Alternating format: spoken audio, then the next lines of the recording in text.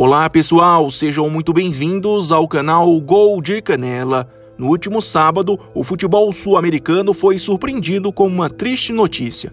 Aos 30 anos, o atacante uruguaio Santiago Garcia, mais conhecido como El Morro Garcia, foi encontrado morto em seu apartamento em Mendoza, na Argentina.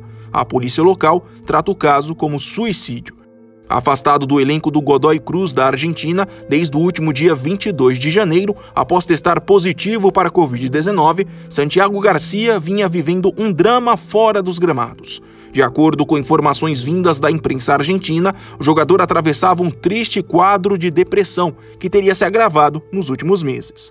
No vídeo de hoje, o Gol de Canela fará uma pequena homenagem a esse artilheiro, contando um pouco sobre a sua trajetória e também as dificuldades encontradas por ele ao longo da carreira. Confere só! Nascido na cidade de Montevidéu no dia 14 de setembro de 1990, Santiago Damián Garcia Correia, carinhosamente conhecido como El Morro Garcia, nunca foi considerado um craque, mas sempre chamou muito a atenção pela sua presença diária e faro de gol. Sua carreira no futebol começou muito cedo.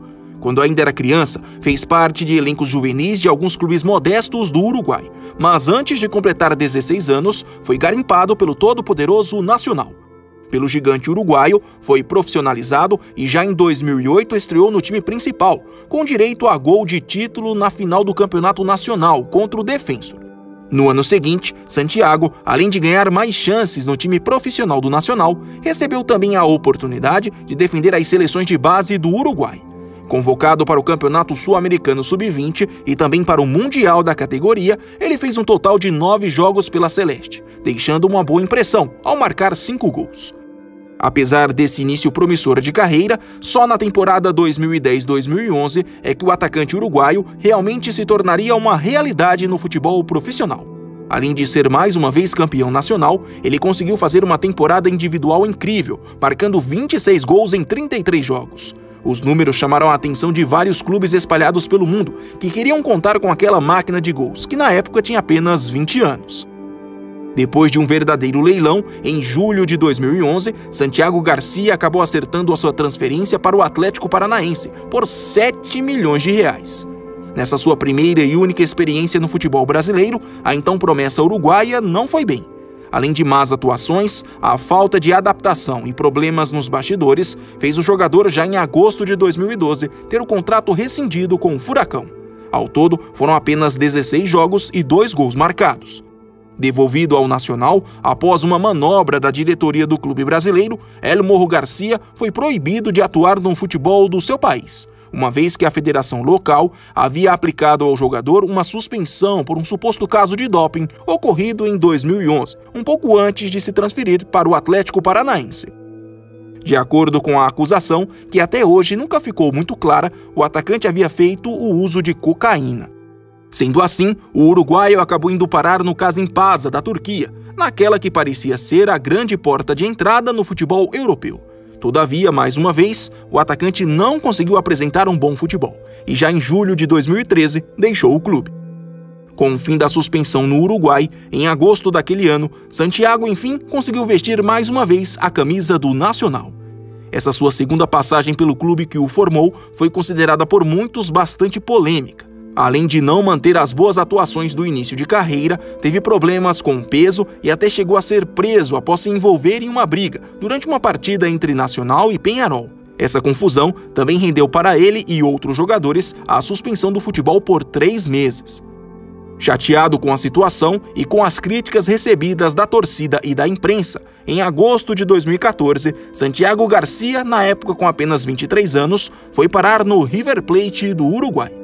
Contratado como grande reforço para a Copa Sul-Americana daquela temporada, ele na ocasião assinou um contrato onde não receberia salário.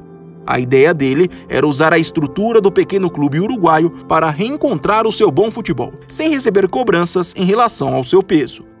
Bom, nesse novo clube, Santiago Garcia de certa forma chegou a repetir os seus bons tempos de artilheiro. Nos quase 18 meses em que ficou por lá, jogou pouco, isso é verdade. No total foram apenas 36 jogos, mas mesmo assim conseguiu balançar as redes 14 vezes, número suficiente para chamar a atenção do Godoy Cruz. Sem a mesma badalação de outrora, Santiago Garcia chegou em solo argentino e assinou contrato com Godoy Cruz em janeiro de 2016. Apesar das cobranças constantes para entrar em forma, o atacante uruguaio dessa vez não deixou que isso o abalasse e mostrou nesse clube da cidade de Mendoza que realmente o seu dom era marcar gols. Nos 118 jogos em que vestiu a camisa do Godoy Cruz, ele balançou as redes 50 vezes. Ainda chegou a ser artilheiro do Campeonato Argentino em 2018 e também teve atuações importantes nas participações do clube na Copa Libertadores. Tudo isso, aliado à sua dedicação e à sua personalidade única, fez o uruguaio se tornar um dos maiores ídolos recentes da história da equipe argentina.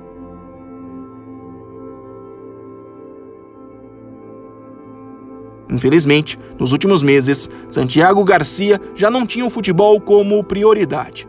A dura batalha contra a depressão, algo que o assolava já há algum tempo, passou a ser cada vez mais difícil. De acordo com informações de alguns veículos de imprensa argentinos, mesmo passando por tratamento psiquiátrico, o jogador não mostrava um bom humor nos treinamentos e também já tinha deixado nas entrelinhas a sua vontade de dar uma pausa no esporte. Vale ressaltar que antes mesmo de testar positivo para Covid-19 no dia 22 de janeiro, ele já havia pedido afastamento do clube para cuidar de problemas pessoais. Além disso, Santiago chegou a falar para algumas pessoas próximas de que estava sentindo muita falta da família, que mora no Uruguai. Por conta das restrições de viagens causadas pela pandemia, ele já estava há meses sem visitá-la. Enfim, segundo o jornal El Sol de Mendoza, o jogador foi encontrado morto em sua cama na manhã de sábado, com uma arma ao lado e um tiro sofrido na cabeça. O seu corpo será levado para o Uruguai, onde será sepultado. Em homenagem, o Godoy Cruz deve oficializar nos próximos dias a aposentadoria da camisa 18, número que era usado pelo ídolo uruguaio. O que se espera agora é que clubes e entidades do futebol possam dar uma maior atenção à saúde mental dos jogadores, que muitas vezes, mesmo com dinheiro, prestígio ou reconhecimento, acabam sendo vítimas desse mal, que cada vez mais tem se mostrado presente na nossa sociedade.